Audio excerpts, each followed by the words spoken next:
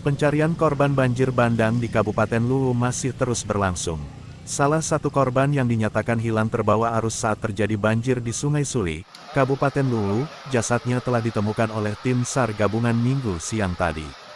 Kepala Seksi Operasi dan Siaga, Andi Sultan mengatakan, korban bernama Ulfiana usia 8 tahun, warga Kecamatan Suli Barat ditemukan meninggal dunia sejauh 100 meter, berdekatan dari lokasi ditemukannya ibu korban.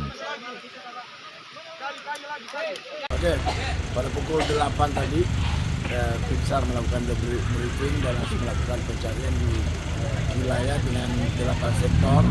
Dan alhamdulillah pada pukul 12.45 korban atas nama Ulfiana umur 8 tahun jenis kelamin perempuan ditemukan sekitar kurang lebih 100 meter dari penemuan ibunya di desa, tepatnya di Kecamatan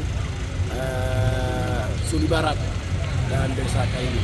Dan setelah itu korban langsung dievakuasi ke rumah duka, tepatnya di rumah keluarga karena rumahnya sudah hanyut.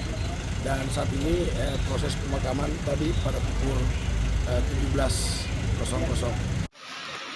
Sultan menambahkan bahwa untuk hari Senin tanggal 6 Mei pencarian akan diperluas hingga ke muara Sungai Suli, dengan menurunkan 7 perahu karet untuk melakukan pencarian terhadap Mutnita berusia 5 tahun.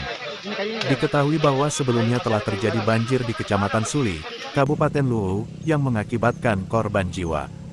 Hingga saat ini korban jiwa telah mencapai 11 orang, dan 1 masih dalam pencarian.